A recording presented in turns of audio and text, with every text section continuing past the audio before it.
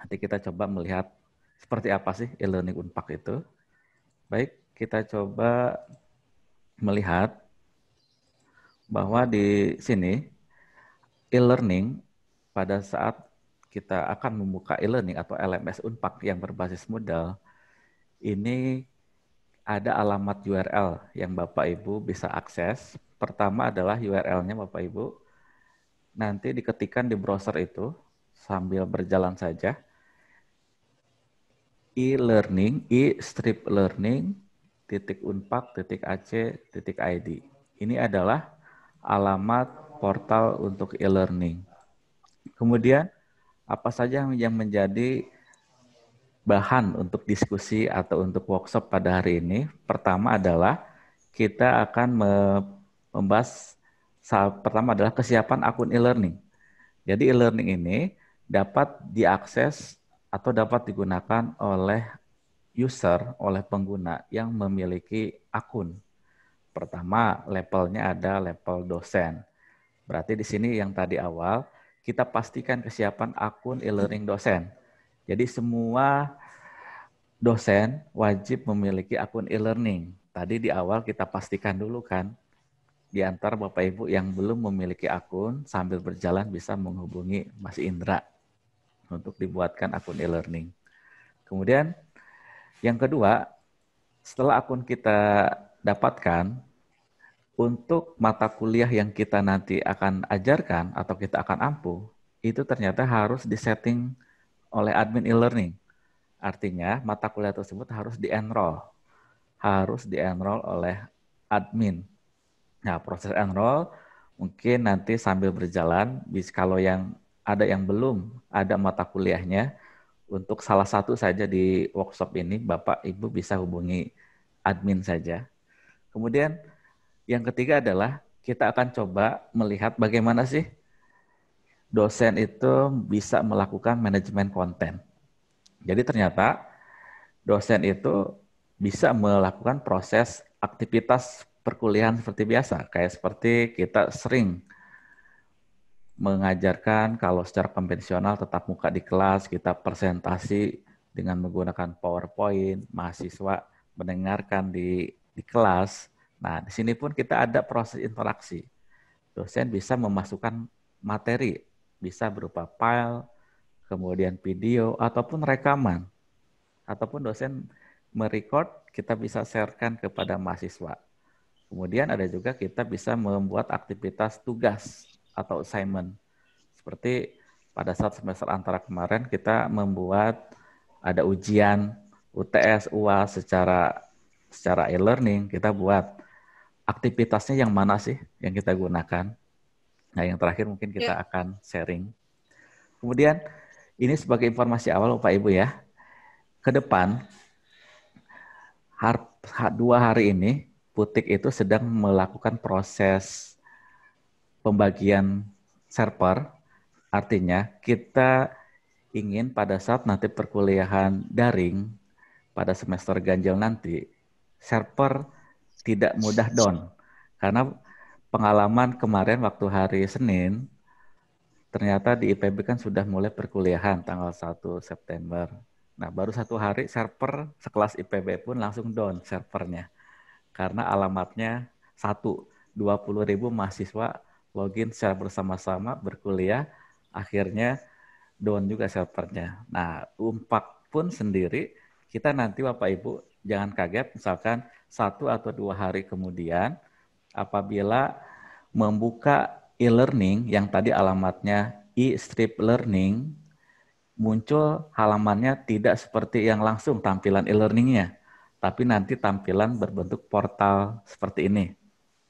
Nanti kita akan bagi menjadi 2 bagian. Ada e-learning unggul, kemudian ada e-learning berkarakter. E-learning unggul ini untuk mahasiswa yang semester 1 sampai semester 4. Kemudian e-learning berkarakter mulai dari semester 5 sampai semester 8. 2 aplikasi ini mahasiswa bisa masuk, kita sisa wajibkan mahasiswa masuk sesuai dengan semesternya. Tetapi untuk dosen jangan khawatir, misalkan dari Bapak Ibu di semester ganjil ini ada yang mengajar di semester 1 dan semester 5. Itu kan masuk e-learning unggul sama e-learning berkarakter. Prinsipnya nanti itu masuk kemana saja sebenarnya bisa. Kita mengupdate di e-learning A, muncul di e-learning B. Nah, jadi Bapak Ibu jangan khawatir, kita di sini ada pembagian server saja supaya proses pembagian beban nanti jika yang mengaksesnya banyak itu tidak mudah untuk down. Nah, baik, kita lanjutkan Bapak Ibu. Sekarang kita akan coba melihat pertama kali kita akan mengakses e-learning itu Bapak Ibu membuka alamat di browser adalah e-striplearning.unpak.ac.id. Nah, ini adalah halaman portal e-learning. Di sini Bapak Ibu bisa melihat semua fakultas, mulai dari fakultas jenjang vokasi, sarjana, dan pasca sarjana menggunakan aplikasi yang sama. Nah, Bapak Ibu tadi sudah memiliki akun e-learning, yang selanjutnya akun itu kita akan gunakan untuk kita melihat apakah mata kuliah kita itu sudah ada atau tidak. Nah, Bapak Ibu nanti akan klik atau melihat di bagian pojok atas. Di sini ada menu login. Silakan kita bersama-sama mengklik menu login. Kita klik. Nah, di halaman browser Bapak Ibu sekalian nanti akan muncul login e-learning. Nah, tadi kan sudah didapatkan akun oleh Mas Indra. Kita tinggal masukkan saja username. Kita bersama-sama masukkan username-nya. Kemudian password-nya. Nah, setelah memasukkan username, kemudian password, selanjutnya kita mengklik tombol login. Kita klik. Nah, ini adalah halaman yang akan muncul pada halaman e-learning dosen. Nah, di sini ada course overview, artinya halaman course atau mata kuliah yang sering kita buka. Kemudian Bapak Ibu bisa lihat di sini ada menu beranda situs, halaman situs, kemudian ada kursus yang saya ikuti. Artinya di sini itu adalah daftar mata kuliah yang Bapak Ibu ajarkan atau yang sudah di-enroll oleh admin. Jadi akun yang tadi sudah didapatkan itu bisa digunakan untuk mengajar di semua prodi yang ada di Unpak. Misalkan seperti Bu Heni. Bu Heni itu mengajar tidak hanya di FISIP, tetapi ada di ekonomi, di hukum, di MIPA, bahkan di teknik. Nah, Bu Heni itu tidak usah membuat akun untuk MIPA, akun untuk ekonomi, tetapi satu akun bisa untuk semua prodi. Nah, jadi untuk melihat, kita bisa menggunakan atau bisa melihat mata kuliahnya di bagian course overview ini. Kita pastikan Bapak Ibu sudah ada atau belum mata kuliah ini. Kalau ada yang belum, nah bisa nanti menghubungi admin untuk dilakukan enroll. Jadi enroll itu memastikan mata kuliah yang kita ajar itu masuk ke halaman e-learning dosen. Nah, berikutnya Bapak Ibu kadang ingin merubah profil. Di sini kan ada nama dosen atau nama penggunanya, kemudian ada fotonya. Bagi yang belum ada fotonya, Bapak Ibu bisa merubah atau menambahkan foto supaya akun e-learning kita itu ada fotonya. Nanti Bapak Ibu bisa mengklik profil. Nah, di sini ada tinggal edit profil. Ada ubah profil. Nah, untuk memasukkan foto itu ada di bagian menu di sini, foto pengguna. Nanti kita uploadkan fotonya di sini, tapi dengan syarat foto itu harus tipenya adalah seperti ini. Bisa GIF, JPE, kemudian JPG, PNG, dan semacamnya. Jadi harus sesuai dengan format. Caranya kita tambahkan di sini ada add, kemudian nanti kita bisa uploadkan, kita pilih, kemudian pilih foto, kemudian simpan, nanti ditulis nama fotonya apa, kemudian kita klik upload. Nah, nanti dia akan ada foto yang sudah diuploadkan, kemudian kita klik perbaharui profil. Nah, ini jika Bapak Ibu ingin di akun e-learningnya itu terdapat foto, artinya supaya mahasiswa itu bisa mengenal profil dosennya seperti apa. Nah, baik. Kita coba akan masuk ke halaman utama. Tadi kan profil sudah kita infokan, ini untuk mengubah estetika mengenai biodata pengguna. Sekarang Bapak Ibu kembali ke menu awal. Kembali ke menu awal itu bisa diklik di bagian kiri. Di sini ada menu dashboard. Nah, dashboard ini kita klik. Nah, dia akan masuk ke halaman utama pada level dosen. Nah, kita pun di sini akan lihat daftar pengguna online. Mungkin di sini ada Bu Sari, Pak Langgeng, Pak Dipo, dan semacamnya. Nah, berarti ini di antara Bapak Ibu yang hadir pada workshop ini, ada yang belum login, nah silakan nanti login. Nah, sekarang kita coba memilih memilih salah satu mata kuliah yang ada di daftar kursus kita. Misalkan Bapak Ibu pilih saja yang mata kuliah yang baru di-enroll atau kosong.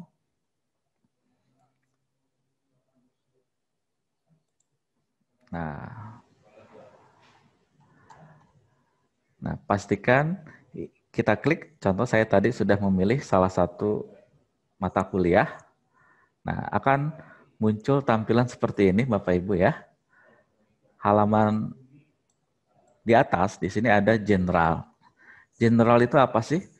General itu digunakan untuk mengisi profil atau perkenalan mengenai mata kuliah yang kita ajarkan. Bisa di general ini, Bapak Ibu bisa memasukkan pertama adalah mau foto, misalkan foto dosennya, kemudian ada nama dosen, kontak dosen, email, kemudian kita bisa melampirkan seperti RPS, kemudian silabus dan semacamnya, itu di halaman general. Kemudian di bagian di bawahnya, di sini ada topik. Topik di sini di semester reguler atau semester ganjil, kita ada 16 pertemuan atau 16 topik. Nah, di sini pastikan dicek kembali Bapak Ibu. Jumlahnya ada 16. Ada 16. Nah, jika masih ada 4, biasanya kalau baru dibuat sama sekali, itu jumlah topiknya itu ada 4. Nah, kita bisa menambahkan topik dulu. Misalkan Bapak Ibu ada hanya 4, kita aktifkan di bagian atas. Di sini ada hidupkan mode ubah.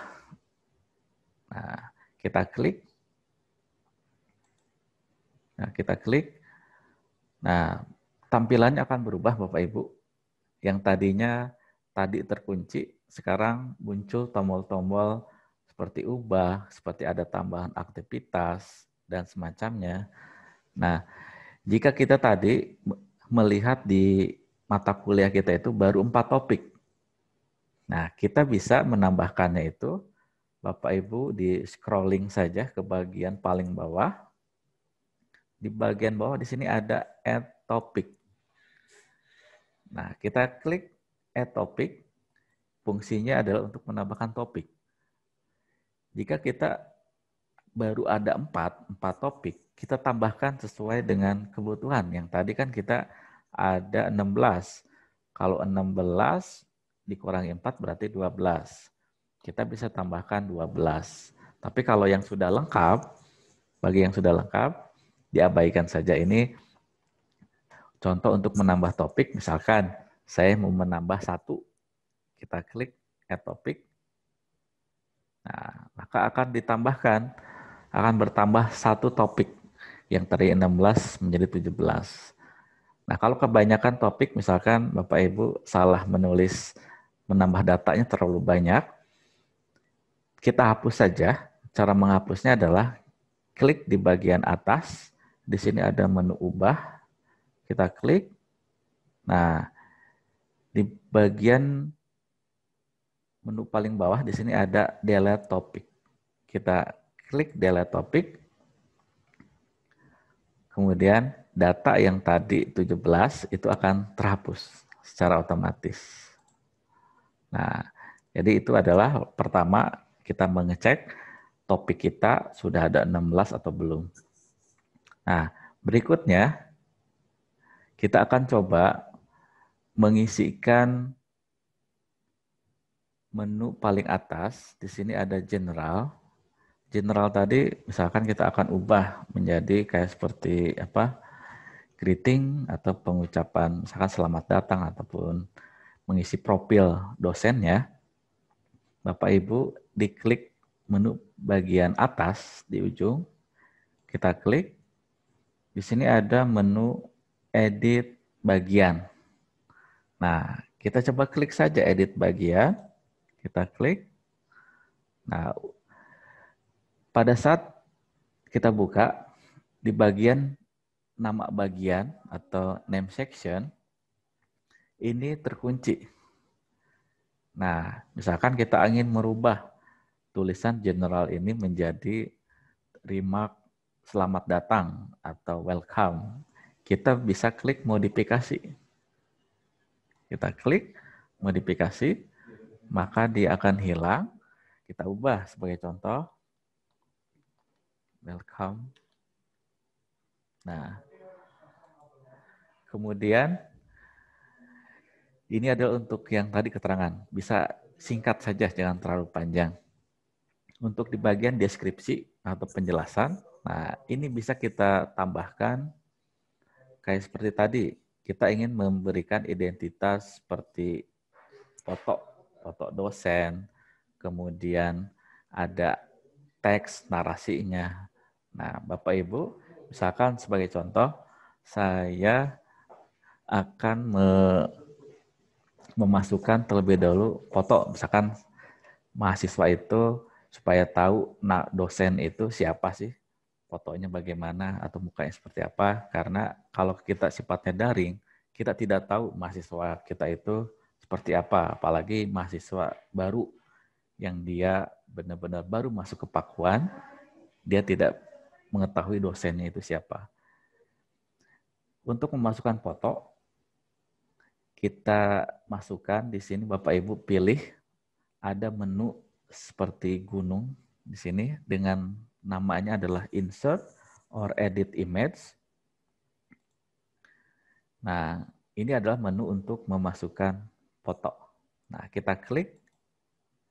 Nah, setelah kita klik akan muncul menu seperti ini, image properties. Nah, jika foto yang akan dimasukkan ke dalam konten Bapak Ibu ada di internet, bisa memasukkan URL-nya, name URL-nya. Tetapi apabila foto tersebut ada di komputer, kita tinggal memilih saja. Di sini ada browse repository. Kita misalkan mau mengambil foto dari komputer. Kita klik browse repository. Nah, halaman berikutnya akan muncul file picker. Pastikan menu yang aktif itu ada di bagian upload a file. Nah, ini adalah halaman untuk kita menguploadkan foto. Kita pilih attachment. Attachment ini ya untuk proses pelampiran dokumen atau foto. Kita klik, pilih file, berikutnya akan muncul ke direktori komputer Bapak Ibu sekalian. Nah, kita pilih foto yang akan kita masukkan. Misalkan saya memasukkan foto, kita pilih, kemudian open. Nah, jika berhasil, di bagian pilih foto ini akan muncul. Ada fotonya itu namanya apa yang tadi kita pilih. Kemudian berikutnya adalah save as. Save as ini untuk foto yang kita uploadkan nanti akan disimpan dengan namanya apa. Nah, silakan itu tergantung dari Bapak Ibu. Misalkan foto 1. Nah, ini wajib diisi. Jika sudah, klik upload this file. Kita klik upload this file. Nah, maka akan muncul foto yang tadi kita uploadkan. Nah, di sini ada describe jika ada keterangan untuk gambar. Nah, kalau tidak ada bisa wajib diisi ini, ketikan tanda strip saja. Nah, misalkan di Bapak Ibu tadi memilih contoh gambar, mungkin gambarnya gambar yang lain, ternyata ukurannya sangat besar. Nah, bisa kita atur. Pertama, misalkan aturnya kita cukup mengatur di bagian depan saja. Misalkan ini terlalu kecil, saya ubah misalkan jadi 200. Setelah diubah, kursor di komputer kita tempatkan di bagian luar. Kita klik. Nah, di bagian kanan ini akan otomatis berubah, auto size. Nah, dia akan mengikuti. Jika sudah sesuai ukurannya yang Bapak inginkan, kita tinggal melakukan klik save image.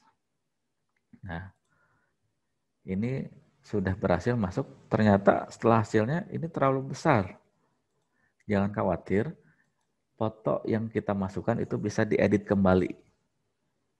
Dieditnya caranya pertama adalah kita klik bagian fotonya, kemudian kita kembali lagi ke menu insert or edit image. Kita klik, nah kita tinggal ubah ukurannya. Saya ubah menjadi lebih kecil. Nah, kemudian saya save ulang. Nah, bentuknya seperti ini. Nah, kita sudah berhasil menambahkan foto Bapak Ibu. Nah, selanjutnya kita akan menambahkan identitas. Kayak seperti kita memperkenalkan nama dosennya siapa, kontak personnya siapa. Nah, kita masuk ke halaman ke baris berikutnya.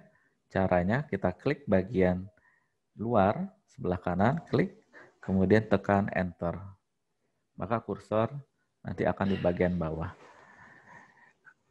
Sekarang kita coba tuliskan misalkan namanya, nama Bapak Ibu.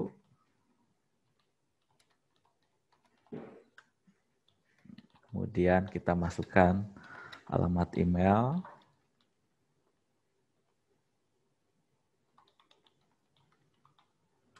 Kemudian nomor handphone.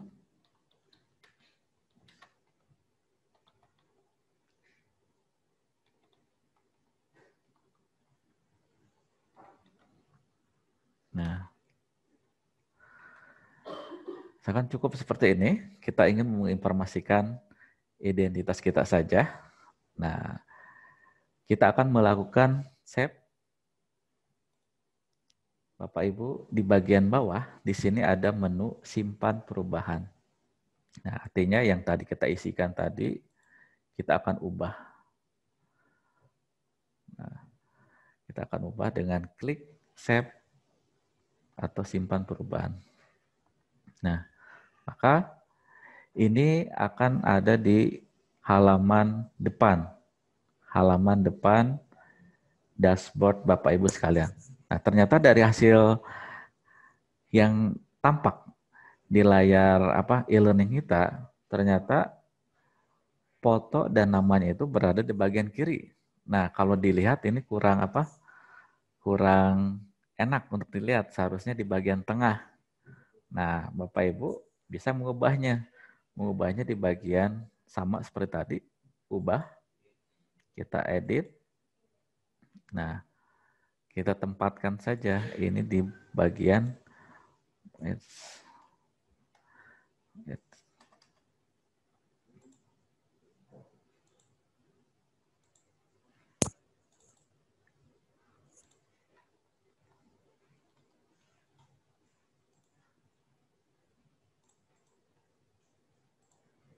nah, ini nanti kita di bagian nanti berbentuk center. Nanti dia posisinya ada di bagian Di bagian tengah.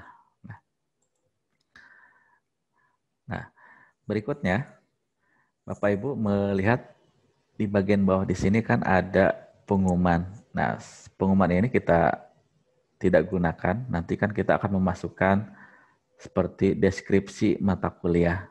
Kita hapus saja menu ini. Caranya adalah dengan klik di bagian ujung. Di sini ada menu ubah. Kemudian kita klik hapus. Kemudian kita pilih apakah Anda akan menghapus forum pengumuman. Yes, kita pilih yes. Nah, maka akan muncul seperti ini. Artinya pengumuman tadi sudah kosong. Dan nanti kita akan isi. Kita akan isi seperti biasanya kita akan mengajar mata kuliah A, kita isikan RPS atau deskripsi mata kuliahnya. Berarti itu kita akan menambahkan sebuah file dokumen. Menambahkan sebuah file dokumen atau aktivitas, Bapak Ibu bisa memilih di menu bagian di bawah di sini. Ini adalah untuk menu aktivitas, tambah aktivitas. Kita klik saja. Nah, ini akan muncul banyak sekali aktivitas yang ada di e-learning. Ada aktivitas, kemudian ada resource atau sumber. Pertama ada aktivitas assignment. Assignment ini digunakan jika Bapak Ibu akan memberikan tugas yang nanti mahasiswa uploadkan. Atau nanti pada saat ujian, UTS atau UAS, nah pilih aktivitasnya adalah assignment.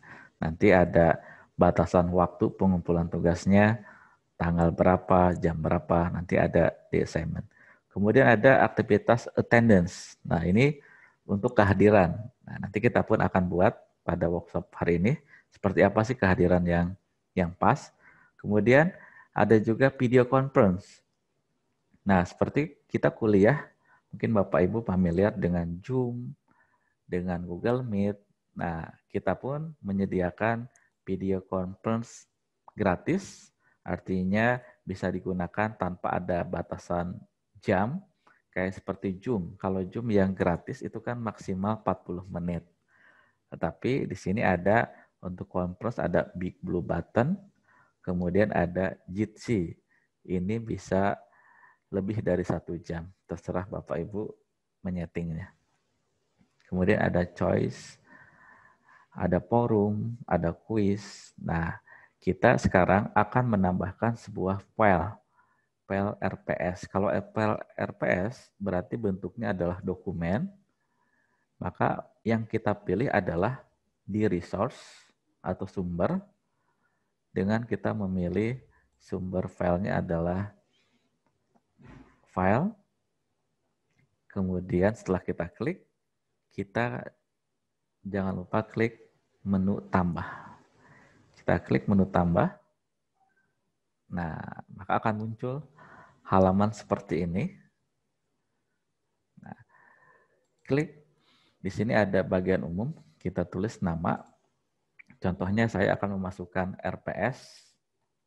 Kan RPS mata kuliah apa? Misalkan RPS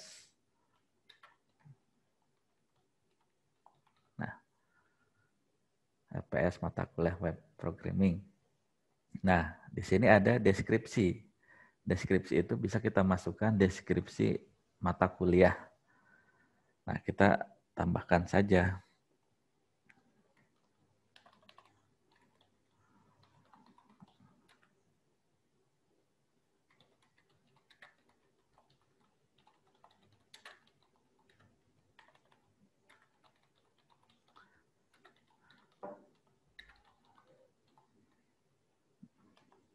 Nah, silakan. Ini bisa dimasukkan di awal bagian menu atas itu sebagai perkenalan mata kuliah yang Bapak Ibu ajarkan itu mempelajari materinya apa saja.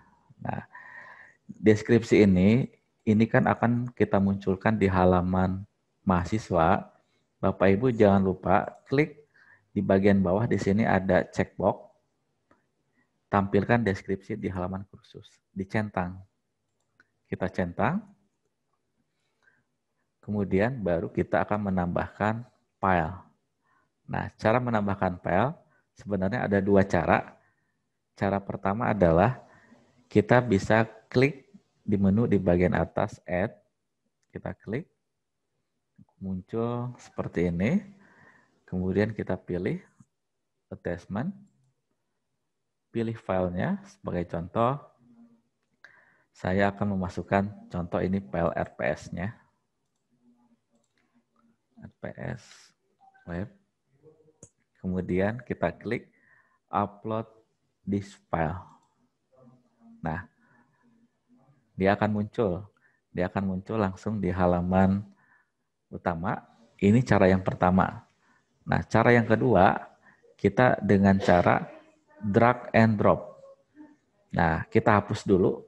Jika kita mau menghapus dokumen yang kita upload, kita klik filenya, maka akan muncul di halaman seperti ini. Tinggal kita pilih delete. Delete atau hapus. Kita klik. Kemudian apakah muncul konfirmasi apakah mau dihapus atau tidak.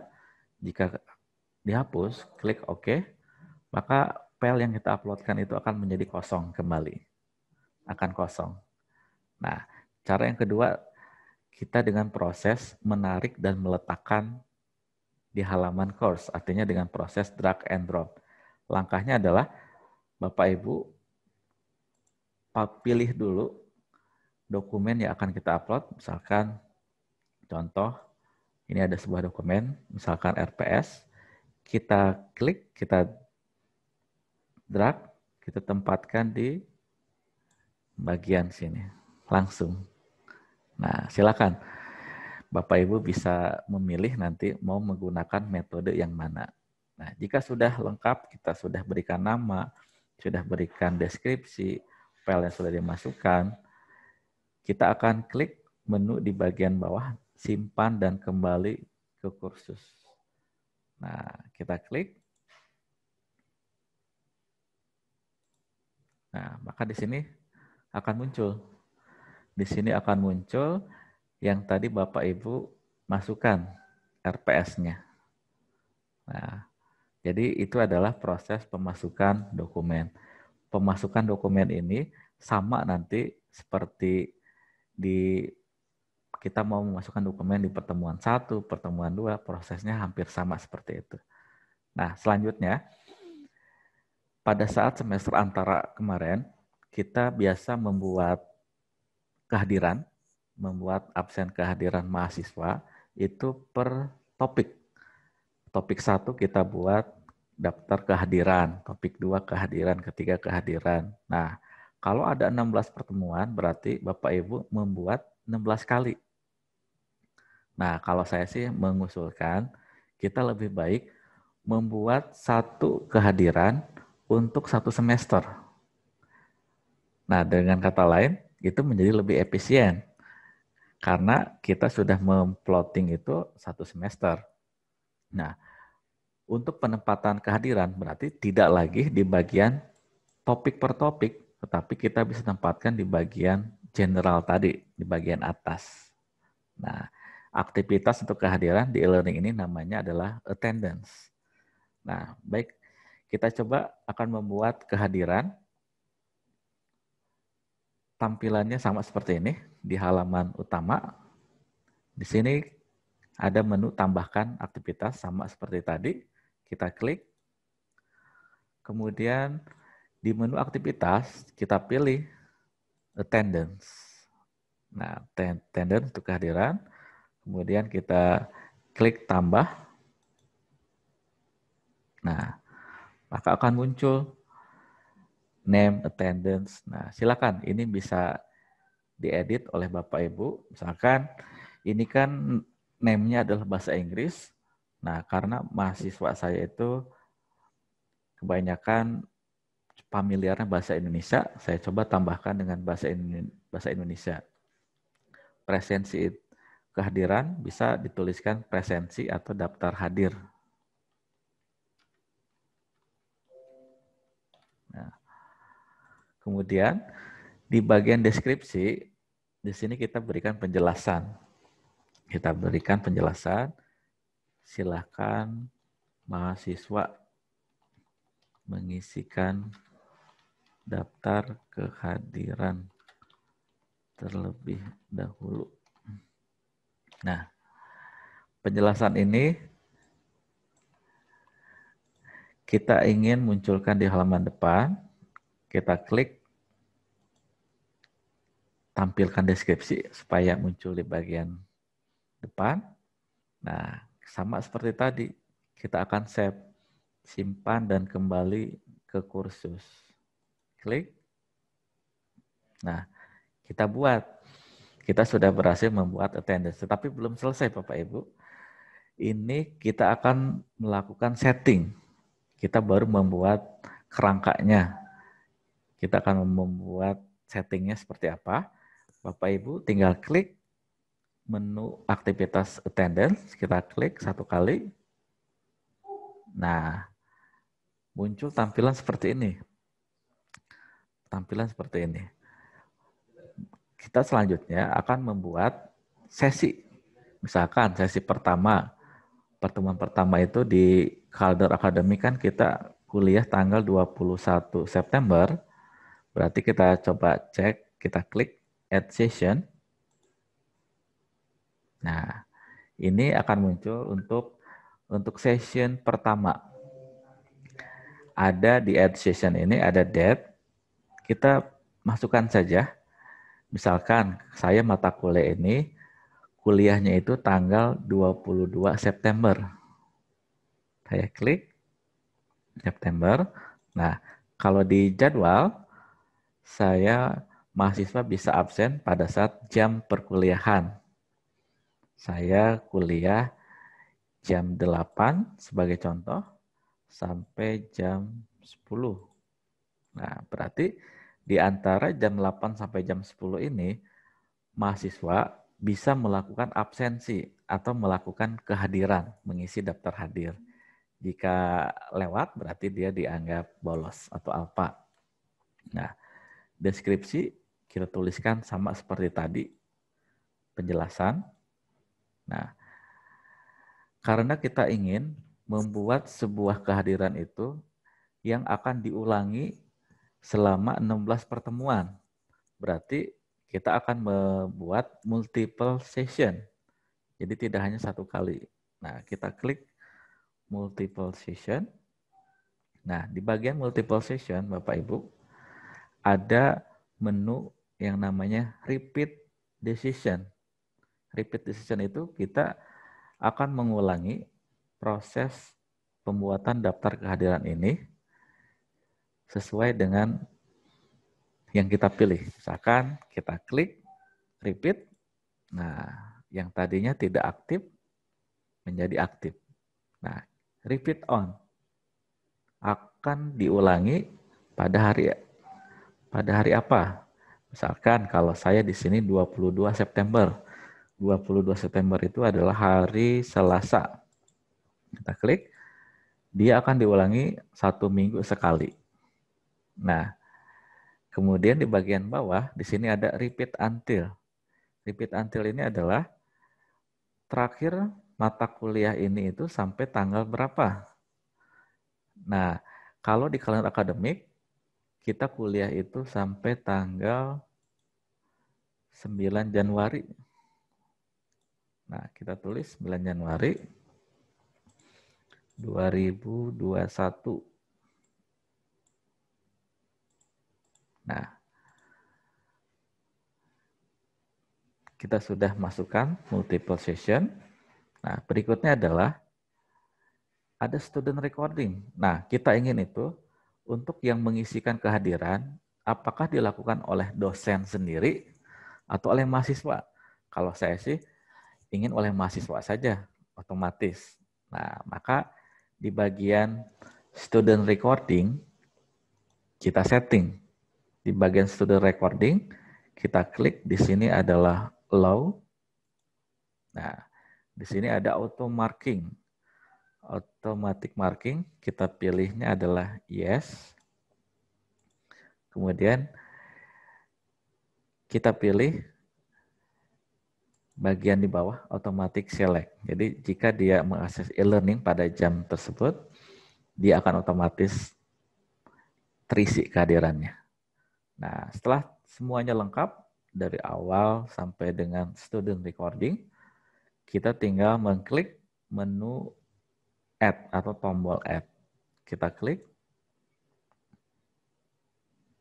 Nah, maka kita sudah berhasil membuat 16 sesi pertemuan. Mulai dari pertemuan 1 sampai pertemuan ke-16, kita sudah berhasil membuat. Nah, jadi Bapak Ibu tidak lagi membuat satu daftar kehadiran per pertemuan. Jadi cukup sekali setting untuk semua, untuk 16 kali pertemuan.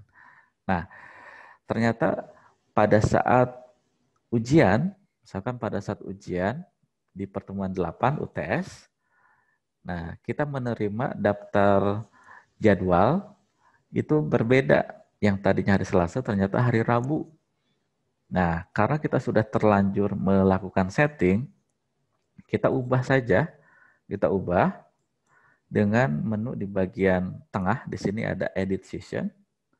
Kita ubah dengan cara kita klik. Nah, kita tinggal ubah saja. Misalkan ujiannya itu tanggal 11. Kita pilih 11 November. Jamnya ternyata jadi jam 10 sampai jam 12. Nah, kita ubah. Ini adalah jam, ini adalah menit.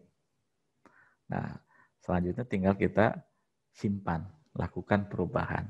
Jika ingin ada perubahan sesi.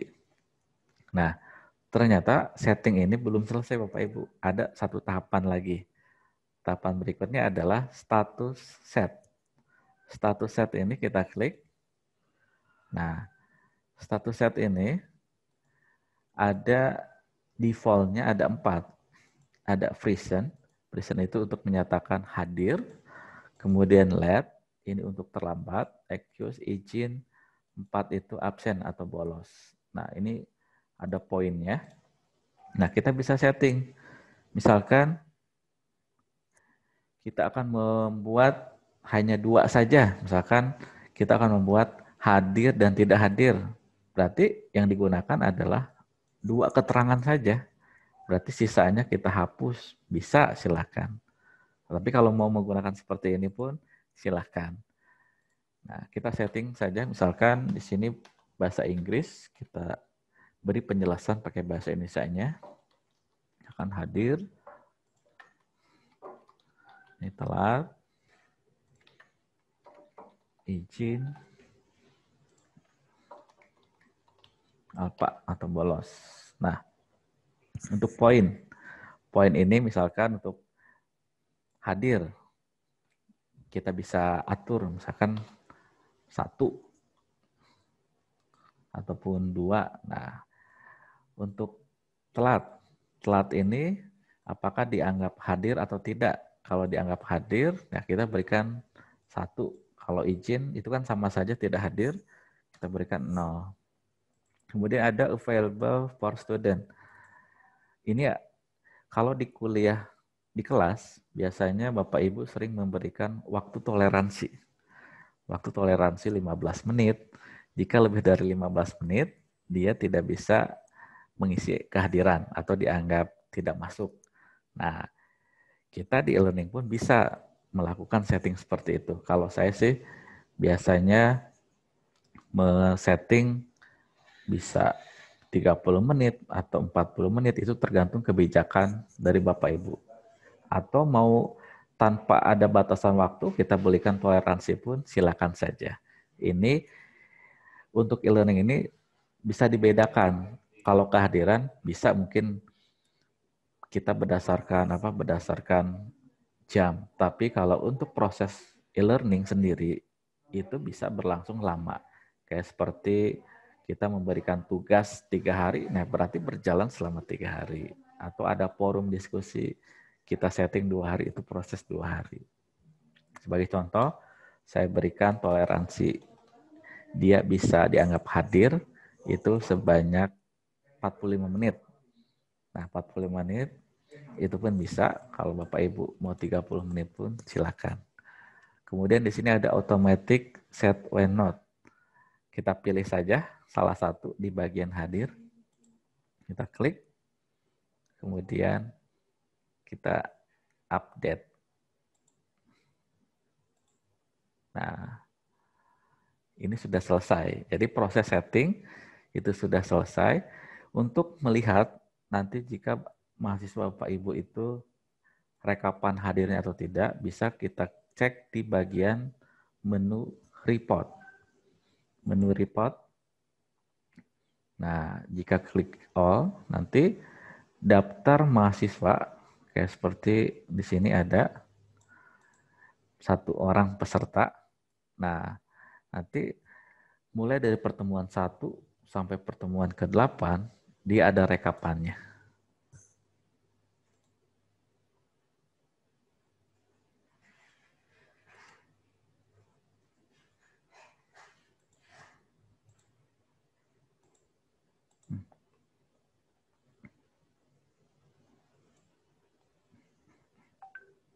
Nah, dia ada rekapannya. Nah, jadi Bapak Ibu bisa mengecek nanti merekap kehadiran bisa di menu ini. Kemudian di sini pun ada export, bisa nanti bisa berupa Excel untuk dilakukan rekap nanti seperti biasa kita ada perhitungan Excel kan untuk nilai. Nah, jadi itu adalah proses pembuatan untuk kehadiran. Mudah-mudahan Bapak Ibu sekalian menjadi ada persamaan persepsi. Jadi tidak lagi satu dosen memilih A, memilih B, jadi kita buat kesamaan saja, membuat standar. Nah, ini proses untuk awal, kita sudah selesai. Berikutnya, kita bisa lanjutkan untuk pengisian topik. Nah, jadi kita coba memberikan kira-kira untuk pertemuan di setiap pertemuan, kira-kira apa saja sih yang bisa kita munculkan. Kemarin pada saat pelatihan, universitas sudah memberikan informasi bahwa minimal satu pertemuan itu ada 4 topik. Kalau 4 topik, berarti untuk kehadiran ini sudah menjadikan satu topik atau satu aktivitas. Jadi tinggal Bapak Ibu bisa menambahkan dengan aktivitas lainnya. Sebagai contoh, Bapak Ibu kan sudah menyiapkan materi yang akan kita coba masukkan di workshop ini. Kita akan mengisikan pada topik pertama. Untuk mengubah topik ini, menunya adalah di bagian ujung, di sini ada menu ubah. Kita klik ubah, kemudian ada edit topik. Nah, hampir sama seperti yang tadi general, kita akan memodifikasi. Nah, Bapak Ibu itu familiarnya dengan istilah apa? Apakah istilah topik atau istilah pertemuan? Kalau saya sih lebih menggunakan istilahnya adalah pertemuan. Pada topik 1 saya tuliskan pertemuan 1. Kemudian saya masukkan biasanya adalah materinya. Pendahuluan sebagai contoh. Nah, Di sini pun tinggal kreativitas Bapak Ibu saja. Bisa kita menambahkan, bisa berupa deskripsi, atau bisa kita menambahkan narasi, foto. Nah,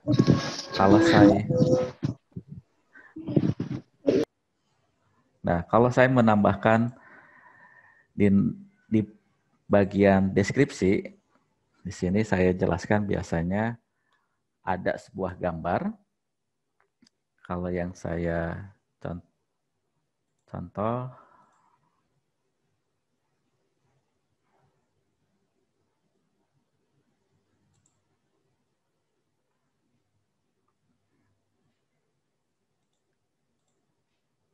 nah, kalau saya biasanya ada berupa berupa deskripsi, misalkan pada pertemuan 1 kita akan menjelaskan tentang bahan atau materinya apa saja.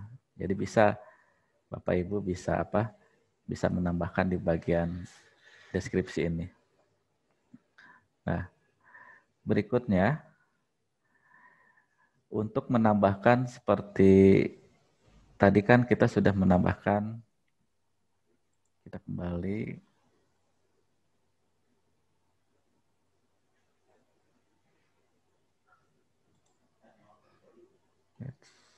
Maaf Bapak Ibu.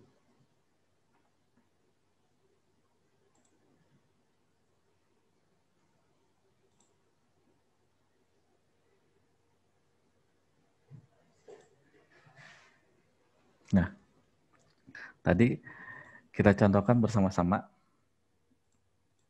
Misalkan di sini kita tuliskan pertemuan 1, pendahuluan. Nah, kita menjelaskan pada pertemuan ini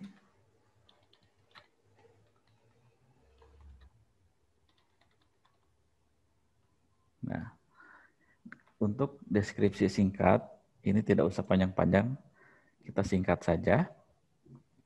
Kemudian biasanya pada pertemuan 1, Bapak Ibu sering kita ada perkenalan atau introduction. Nah, alangkah bagusnya sih, misalkan ada kata sambutan dari kita perkenalan, Bapak Ibu bisa melakukan rekam sendiri.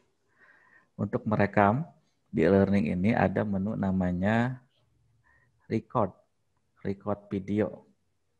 Nah, bisa untuk pertemuan pertama ini kita bisa merekam video kita. Kita klik record video, kemudian akan muncul start recording. Maka nanti akan muncul di sini video yang hasil rekaman kita. Nah, ini kenapa error? Karena kita sedang melakukan zoom. Artinya kamera yang ada di laptop kita itu sedang menggunakan zoom. Nah, kalau nanti kita sudah selesai telekonferensi, Bapak Ibu bisa mengetes, bisa mencoba untuk merekam perkuliahan kita. Jadi perkuliahan kita pun kalau ingin kita videonya video dari kita langsung ke learning, kita gunakan menu rekam ini.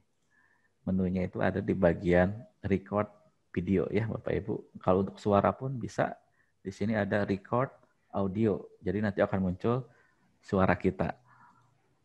Suara penjelasan kita. Kalau sudah selesai, kita klik simpan perubahan. Nah, maka akan muncul di sini deskripsi tentang pertemuan 1. Nah, berikutnya, aktivitas berikutnya Bapak Ibu bisa menambahkan kayak seperti materi. Untuk materi prosesnya hampir sama Bapak Ibu ya. Seperti yang kita awal membuat RPS, memasukkan RPS, file RPS, langkahnya adalah sama seperti tadi, kita klik tambah aktivitas, kemudian kita pilih sumber file, kemudian kita klik tambah. Nah, sama seperti tadi, kita buat name. Misalkan kita buat pendahuluan Nah, deskripsi ini jangan lupa kita berikan pengarahan, artinya harus diisi supaya mahasiswa itu jelas materi yang kita uploadkan itu harus diapain.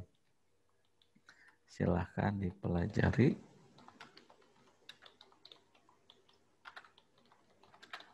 Nah, kemudian kita centang, baru berikutnya kita pilih dokumen. Pilih dokumen, silakan bisa menggunakan dengan cara seperti tadi. Bisa kita add file, klik ini atau dengan melakukan proses drag and drop. Terserah kita mau memilih yang mana. Sebagai contoh,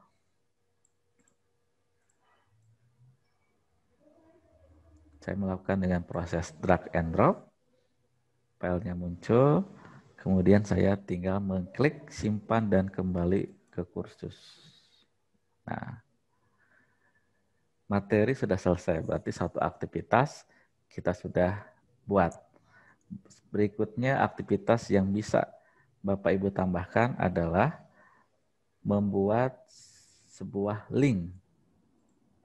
Misalkan kita ada sebuah materi atau buku referensi digital, kita tahu alamat linknya apa.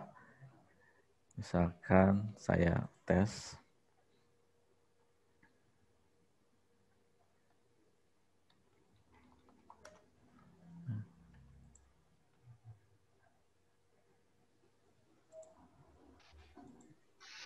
Nah,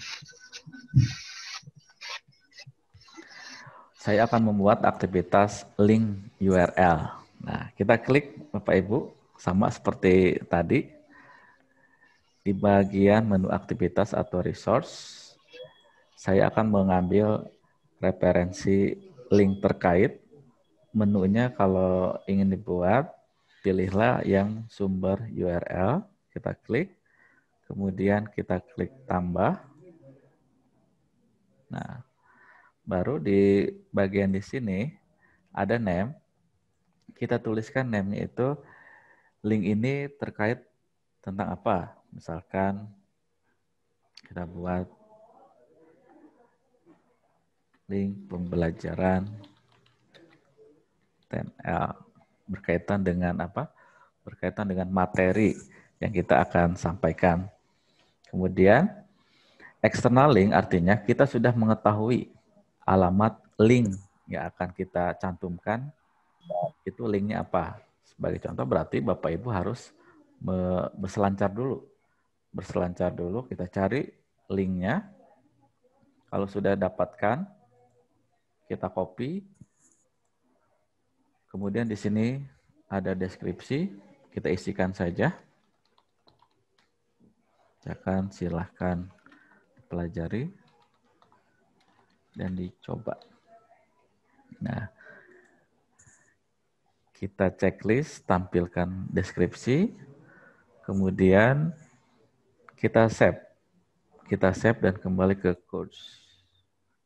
Nah, kita sudah berhasil, Bapak Ibu, membuat link pembelajaran. Berikutnya juga, Bapak Ibu misalkan ingin pembelajaran kita itu ke mahasiswa, mahasiswa bisa melihat video literatur atau literasi berbentuk video. Nah, kita sarankan sih kalau Bapak Ibu memiliki video pembelajaran ataupun video yang dibuat sendiri, lebih baik videonya itu caranya adalah Bapak Ibu menyimpan dulu di YouTube, baru kita mengambil link videonya. Supaya kalau kita uploadkan langsung ke dalam e-learning, takutnya servernya berat. Nah, kalau kita mengembed dari YouTube, itu lebih kapasitasnya lebih kecil. Nah, sebagai contoh, kita akan coba memasukkan aktivitas video yang kita mengambil dari YouTube. Caranya sama seperti tadi, kita tambahkan sebuah aktivitas, kemudian kita pilih page. Nah, di sini akan muncul name, namanya itu misalkan halaman video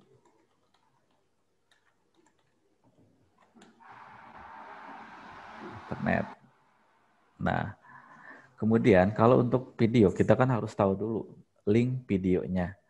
Nah, kalau saya sebagai contoh akan mengambil dari YouTube, saya browser dulu, saya berselancar dulu ke YouTube.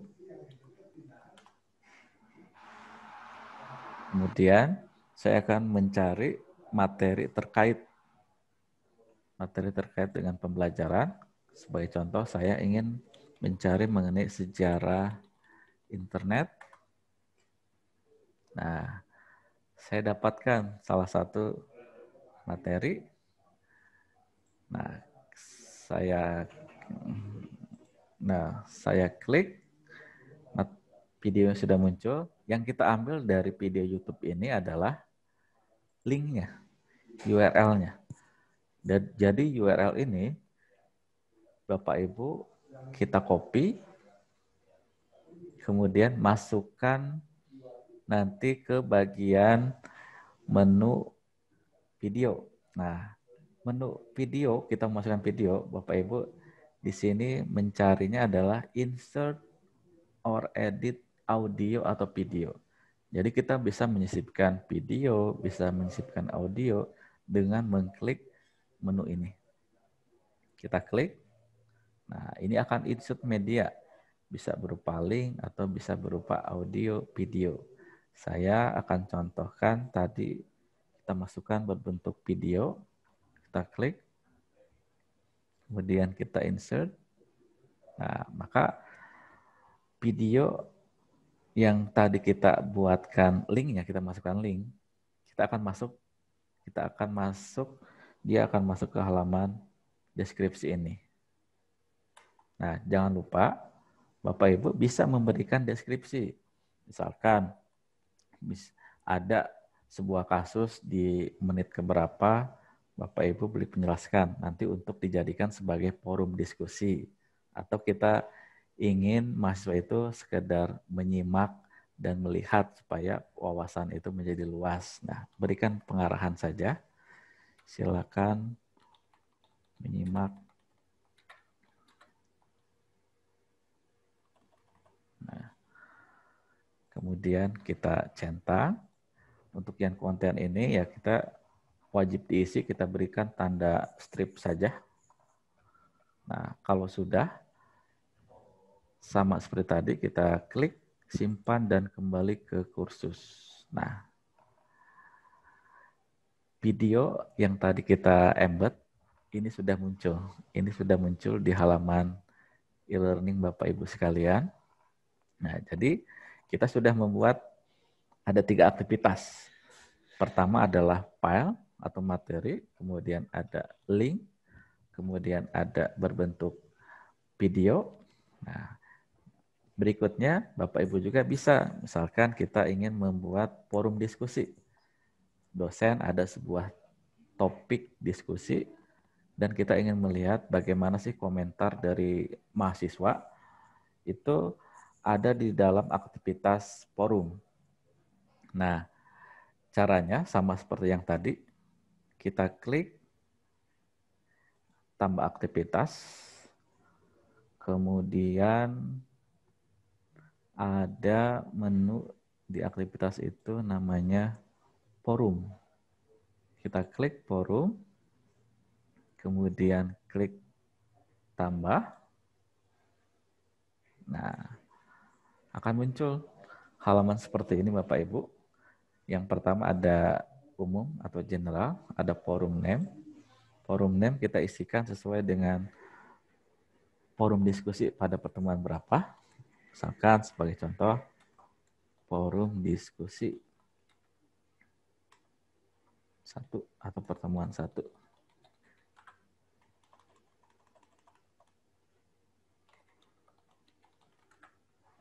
Nah, kemudian deskripsinya ya kita seperti berikan pengantar.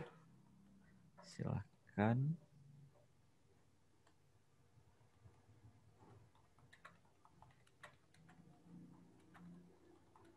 Nah, silakan.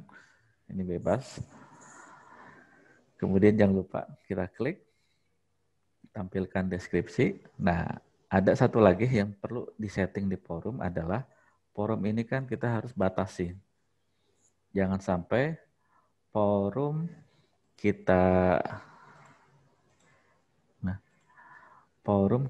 buat tanpa adanya batasan. Paling lama sih forum thread-nya ini aktif paling lama 3 atau 4 hari, tapi tergantung oleh Bapak Ibu sekalian. Cara untuk membatasin forumnya itu, misalkan tadi saya kuliah tanggal 22 September, saya batasin hanya 3 hari. Jadi aktivitas tanya jawab mengenai diskusi materi, itu saya akan respon selama 3 hari. Cara untuk menyetingnya, Bapak Ibu ada di menu availability, kita klik saja menu availability, ada menu due date sama cut off date. Nah, nanti yang kita cukup aktifkan itu adalah due date saja. Untuk mengaktifkan kita klik, kita centang menu aktifkan. Nah, di sini ada tanggal. Forum ini akan berakhir tanggal berapa? Nah, kalau tadi kan saya kuliah tanggal 22 September. Saya akan berakhir 3 hari. Berarti tanggal 25. Nah, kemudian di sini jam. Berakhir pada saat jam, saya setting jam 8 malam. Jam 20.00. Oke. Nah, cukup setting yang availability saja waktu. Kalau sudah disetting, kita kembali ke halaman kursus. Kita klik simpan dan kembali ke kursus. Nah, ini sudah selesai kita buat, tetapi topik diskusi kita belum buat. Cara membuatnya, kita klik menu forum diskusi, kita klik. Nah, di sini nanti ada penjelasan.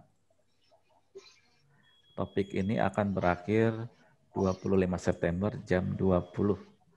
Nah, untuk menambah topik, Bapak Ibu di sini ada klik tambah topik diskusi. Kita klik saja. Ada subjek. Subjek misalkan kita tulis forum diskusi. Kita isikan kembali. Forum diskusi 1.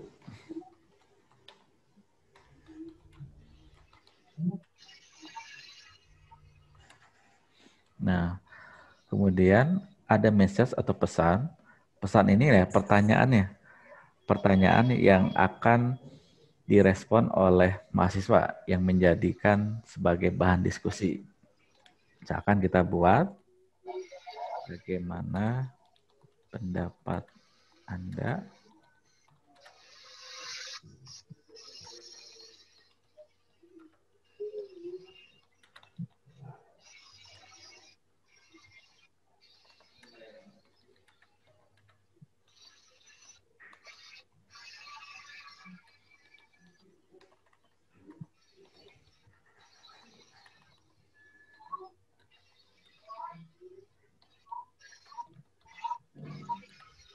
Nah, jadi kita membuat sebuah thread yang nanti akan direspon oleh mahasiswa.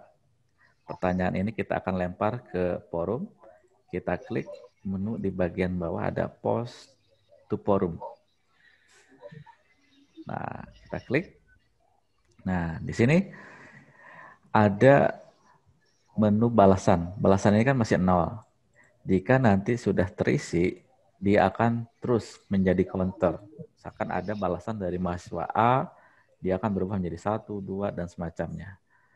Bapak Ibu bisa mengecek riwayat forumnya di menu bagian forum ini. Kita klik. Nah, jadi nanti di tampilan mahasiswa itu akan muncul pertanyaan dari dosen, kemudian mahasiswa itu akan menanggapinya, akan mereply. Dia akan mengklik reply atau tanggapi, misalkan Saya sebagai contoh, saya sebagai mahasiswa, dulu saya internet. Nah, ini jawaban dari mahasiswa. Mahasiswa tinggal mengisikan komentarnya, kemudian dia akan reply. Nah, terus dosen itu ya sampai dengan waktu 25 September. Nah, dosen jangan pasif, artinya mungkin satu hari di sesi 1 jam sekali, misalkan setiap jam 5 sore, kita mengecek saja forum, oh pertanyaan banyak kita tanggapin. Jadi proses e-learning ini ya tidak terbatas jam tadi. Misalkan tadi jam 8 sampai jam 10. Tapi kalau kita sudah membuat aktivitas forum, mau tidak mau, dosen harus melayani tanya jawab atau diskusi yang tadi sudah dibuat. Nah, jadi ini adalah kegunaan dari forum. Forum ini bisa kita setting sesuai dengan Bapak Ibu tentukan. Nah, nanti di balasan, di sini akan muncul satu. Artinya ada satu orang yang sudah berkomentar. Nah, kita sudah tahu siapa saja nanti dari diskusi ini, siapa saja yang aktif, yang tidak aktif. Ini menjadi bahan penilaian. Bahan penilaian untuk aktivitas mahasiswa untuk kita berikan penilaian, misalkan tugas dan semacamnya. Nah, setelah ini kita akan kembali lagi ke menu yang semula. Kita klik saja menu di bagian atas. Nah, berarti dari contoh ini kita sudah membuat berbagai macam aktivitas. Nah, yang bisa ditambahkan, jadi Bapak Ibu itu tidak semuanya harus ada, minimal tadi ada 3 aktivitas plus absen kehadiran. Mungkin yang sering digunakan lagi selain yang aktivitas tadi adalah aktivitas kayak seperti Bapak Ibu mungkin di antara pertemuan, misalkan pada pertemuan ke-1 saya ingin membuat teleconference. Kita biasa menggunakan Zoom atau menggunakan Google Meet atau menggunakan Big Blue Button. Nah, silakan bisa dipilih Big Blue Button atau Jitsi, atau sebelumnya di e-learning Unpad kita sudah ada teleconference Zoom, tetapi untuk Zoom sekarang yang ada di e-learning kita sudah nonaktifkan karena token dari Zoom sendiri itu ternyata sudah expired dan kita tidak bisa gunakan. Untuk telekonferensi kita bisa memanfaatkan yang gratis. Kalau yang seperti Big Blue Button ataupun Jitsi, Bapak Ibu mungkin ada yang menggunakan tetapi sinyalnya kurang bagus, itu bisa ada alternatifnya adalah Google Meet. Untuk Google Meet sebenarnya yang paling mudah sekali. Syaratnya kalau kita ingin membuat join meeting dengan Google Meet, kita harus punya email Gmail atau email institusi. Nah, untuk mengintegrasikan Google Meet dengan e-learning, Bapak Ibu sebenarnya cukup membuat aktivitas URL saja. Misalkan kita akan membuat Google Meet, artinya link Google Meet itu mahasiswa jika kita klik, mahasiswa tinggal join. Menunya itu ada di aktivitas. Kita buat menu URL, aktivitas sumber URL. Kita klik. Artinya kita hanya mengcopy linknya saja. Kita tambahkan. Nah, ini sama seperti yang tadi. Ada menu, ada nama untuk keterangan, kemudian URL. Nah, untuk membuat Google Meet, Bapak Ibu cukup pertama adalah membuka halaman email. Nah, kita membuka email. Bapak Ibu dosen kan ada dua alamat email. Pertama ada email Unpak, serta ada email pribadi atau Gmail. Untuk Google Meet, kalau kita menggunakan email Unpak, berarti mahasiswa yang bisa join itu hanya email Unpak. Kalau dia menggunakan email pribadi, dia tidak akan bisa join. Tetapi kalau Bapak Ibu menggunakan email pribadi, nah mahasiswa yang bisa join bisa menggunakan email masing-masing. Terserah saja. Kalau saya sih biasanya kalau perkuliahan, saya gunakan email Unpak. Jadi saya ingin memaksa mahasiswa itu punya email Unpak. Jadi kalau dia tidak bisa atau tidak memiliki email Unpak, dia bisa mengajukan pembuatan email Unpak ke universitas. Kita kan sudah menyediakan fasilitas email Unpak, sayang kalau tidak digunakan. Nah, caranya Bapak Ibu login ke halaman apa? Ke halaman email, misalkan yang tampilan seperti ini, email Gmail, saya contoh email Unpak. Di bagian atas di sini ada aplikasi Google. Kita klik aplikasi Google, kita cari aplikasi Meet. Nah, Google Meet di sini kita sudah temukan. Kita klik Google Meet. Iya, Pak. Nah, akan muncul tampilan seperti ini, Bapak Ibu. Nah, kita klik. Oh iya.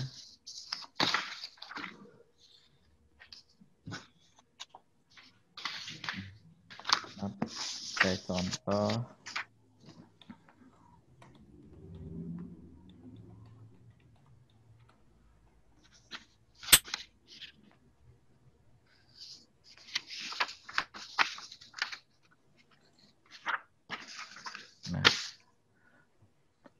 Nah, baik. Saya gunakan email pribadi saja. Nah, akan muncul halaman Google Meet ini. Nanti yang kita ambil itu adalah link URL-nya. Link URL kita bisa dapatkan di New Meeting. Kita klik New Meeting. Nanti muncul ada tiga menu. Kita ambil menu yang Get Meeting Link to Share. Kita klik saja. Nanti akan muncul di sini link Google Meet-nya. Kita kopikan dengan mengklik ini saja satu kali. Jika di bawah sudah ada keterangan copy meeting link, artinya kita sudah berhasil melakukan copy. Nah, kalau sudah berhasil mengcopy, Bapak Ibu kembali lagi ke e-learning yang tadi kita aktivitas URL. Link yang didapatkan tadi kita kopikan. Kemudian di sini ada name, kita berikan keterangan. Misalkan conference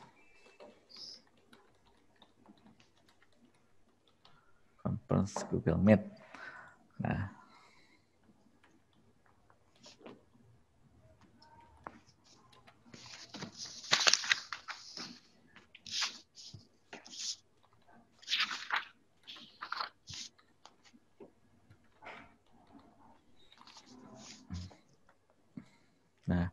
kalau sudah kita isikan deskripsi, kemudian kita lakukan simpan. Pagi, Pak.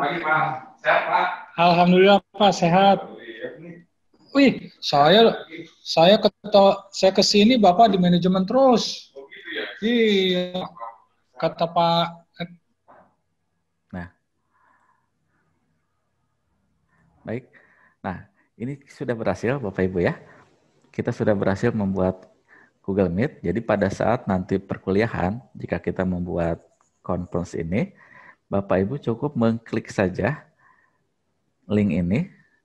Kita klik, maka dia akan langsung mengarah ke Google Meet. Jadi mahasiswa itu tinggal buka Google Meet yang tadi di e-learning, dia tinggal join. Nah, setelah itu proses perkuliahan dengan video conference bisa terlaksana.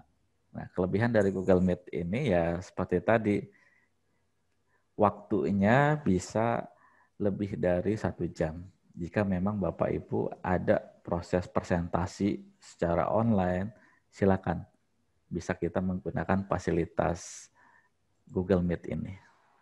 Nah, itu contoh kalau kita ingin membuat sebuah aktivitas conference. Nah, bisa juga nanti mungkin Pak Sulaiman atau Mas Akbar dari Putik bisa mencontohkan membuat dengan Jitsi atau Big Blue Button. Prinsipnya sama saja. Nah, berikutnya yang terakhir, mungkin Bapak Ibu, kita akan membuat sebuah aktivitas assignment atau untuk pengiriman tugas atau pada saat ujian. Nah, prosesnya hampir sama. Kita klik tambah aktivitas, kemudian di bagian atas di sini ada assignment. Nah, jadi untuk kita membuat tugas, kita cukup memilih aktivitas berupa assignment, kemudian kita klik tambah. Nah, di sini kita masukkan nama tugasnya apa, misalkan tugas 1.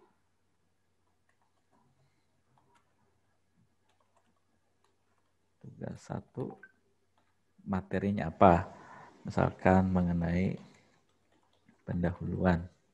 Nah, misalkan di deskripsi ini bisa kita berupa narasi. Narasi, kalau saya misalkan UAS, contoh saya kemarin SA, saya buat soal UTS. Nah,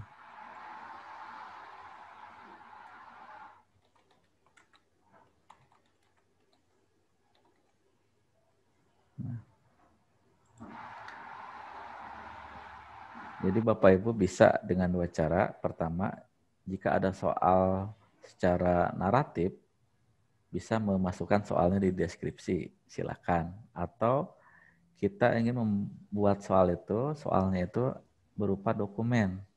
Artinya kayak seperti ujian kemarin UTS UAS kan satu file, mahasiswa bisa mendownload sendiri atau bisa mengecek sendiri. Caranya seperti tadi, sama saja. Nah, kita uploadkan filenya. Kemudian untuk selanjutnya, di bagian menu di bawah ada menu availability. Availability ini ada keterangan izinkan kiriman. Artinya tugas ini bisa dikirimkan mulai tanggal berapa. Nah, saya kan kuliah tanggal 22 September. Nah, saya mulai saja pada saat 22 September, setelah kuliah itu selesai, kuliah kan tadi jam 10, misalkan jam 1 itu sudah bisa mengirimkan tugas.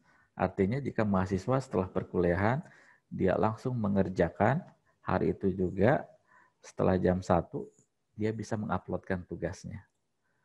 Nah, berikutnya kita tinggal setting juga adalah due date. Due date ini adalah batasan terakhirnya. Nah, batasan terakhir saya akan berikan waktunya itu 4 hari.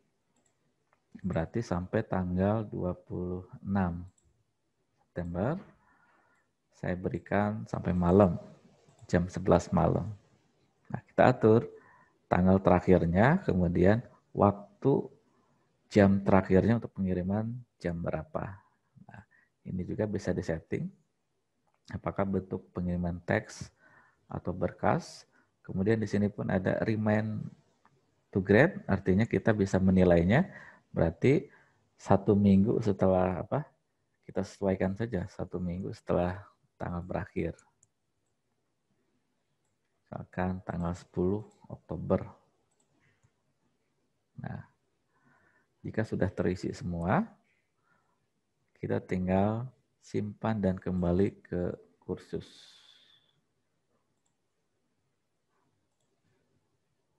Nah, oke. Berikutnya, mahasiswa kalau sudah seperti ini, artinya mahasiswa sudah bisa di halaman mahasiswa tersebut bisa menguploadkan file atau bisa menguploadkan tugas yang sudah diberikan oleh dosen tadi.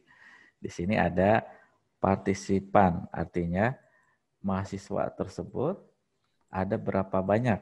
Nanti kalau mahasiswa kita ada 30 orang, nanti akan muncul 30 orang. Kemudian ada submit, artinya yang sudah mengirimkan itu ada berapa orang. Nah, sebagai contoh, saya akan contohkan yang kemarin semester antara.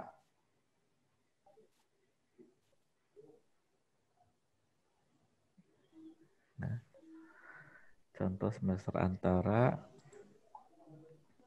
Nah, di sini pesertanya ada 5 orang, kemudian yang mengirim ternyata 3 orang. Nah, kita akan melakukan proses penilaian. Penilaian itu, Bapak Ibu bisa diklik View All Submission. Kita klik View All Submission untuk mengetahui mahasiswa ini siapa saja yang sudah mengirimkan dan nanti kita akan memberikan nilai. Nah, di bagian View All Submission nanti akan muncul semua daftar mahasiswa yang mengikuti mata kuliah kita. Nah, di sini ada status, ada nilai, kemudian ada file yang sudah dikirimkan. Untuk proses penilaian, pertama Bapak Ibu ya tinggal klik saja. Misalkan ada file yang sudah dikirimkan, kita cek dulu filenya, dokumennya dengan cara kita klik, nanti dia akan melakukan proses download. Dari download ya kita cek, ternyata hasilnya bagus. Nah, kita tinggal klik memberikan penilaian. Nah, misalkan kita memberikan nilainya 80, kemudian kita berikan sebuah komentar. Nah, silakan. Untuk komentar, boleh diisi, boleh tidak.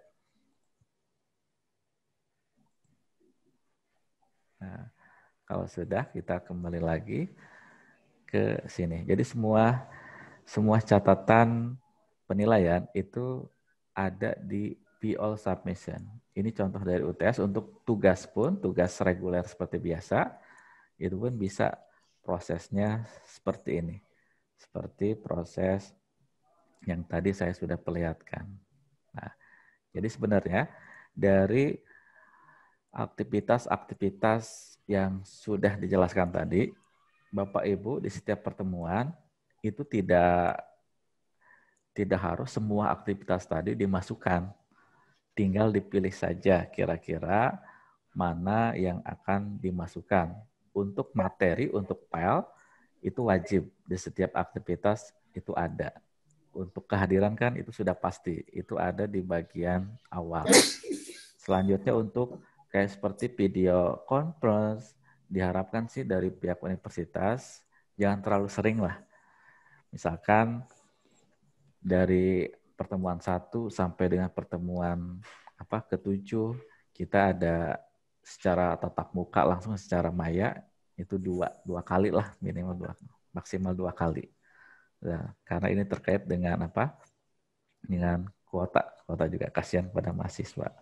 Nah, jadi itu Bapak Ibu ya untuk proses pengisian konten e-learning seperti itu contoh pengisiannya. Untuk selanjutnya Bapak Ibu bisa secara mandiri mengisikan di topik-topik selanjutnya. Misalkan di topik kedua Bapak Ibu topik 1 kan sudah terisi, topik kedua mau diisikan sok silakan.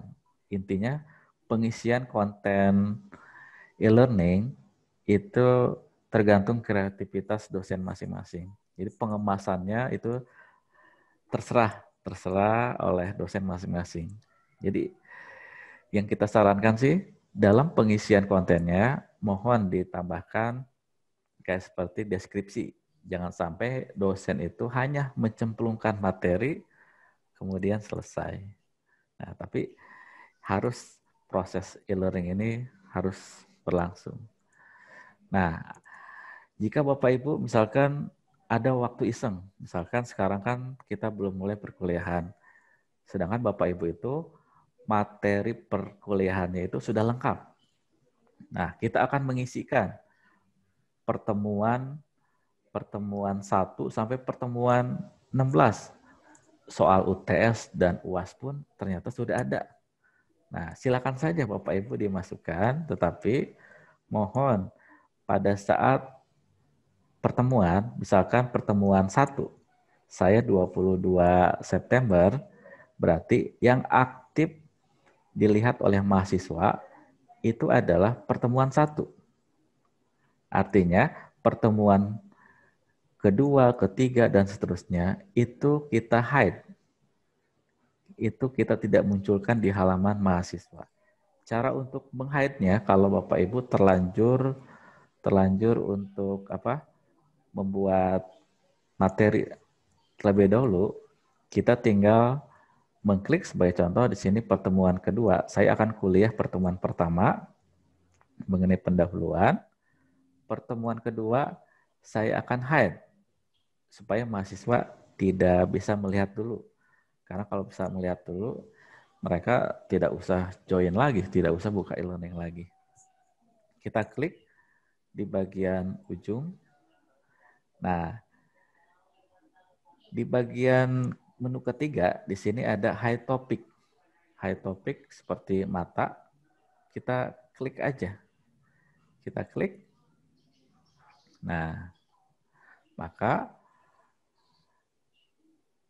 pertemuan 2 di dalam e-learning mahasiswa itu akan di-hide atau akan disembunyikan. Jadi kalau terlanjur mengisikan pertemuan ketiga, keempat, jadi mau tidak mau semuanya harus di-hide dulu. Harus di-hide dulu oleh dosen. Nah, untuk ujian, misalkan ujian UTS, UAS, itu kan materinya sudah ada. Ya, bisa kita buat, misalkan kayak seperti UTS ini. Nah, saya akan memunculkan, saya akan meng-hide itu adalah soal saja. Soal tidak saya munculkan. Saya sembunyikan soal, keterangan tata tertib 1 hari sebelum ujian, mahasiswa sudah mengetahui lebih awal, tetapi dia belum bisa melihat soal. Nah, pada saat jam ujian, baru saya aktifkan. Misalkan saya ujian hari Rabu, jam 10. Nah, pada saat hari Rabu, saya aktifkan soalnya. Klik. Nah, kita kemudian mengawasin selama 2 jam ini, mahasiswa siapa saja nanti yang mengumpulkan, yang mengisi daftar hadir, siapa saja. Nah, jadi intinya proses kayak seperti ujian nanti itu ya sama seperti perkuliahan biasa. Perkuliahan biasa, tapi yang mengawasi itu langsung oleh dosen melalui e-learning. Nah, jadi itu adalah beberapa catatan atau informasi yang dari pihak Putik bisa sampaikan kepada Bapak Ibu. Selanjutnya mungkin kita isi dengan sesi tanya jawab saja. Kira-kira apa yang menjadi kendala atau ada pertanyaan teknis mengenai e-learning atau kebijakan lainnya, silakan Bapak Ibu bisa bertanya saja ke kita. Di sini saya ditemani dengan staf Putik, ada Pak Sulaiman dan Pak Akbar. Nah, jadi itu saja yang mungkin bisa saya sampaikan. Selanjutnya kita diskusi dan setelah diskusi baru kita sedikit ke penjelasan mengenai SIMAK. Nah, baik, terima kasih atas perhatiannya. Saya ucapkan terima kasih kembali. Wassalamualaikum warahmatullahi wabarakatuh.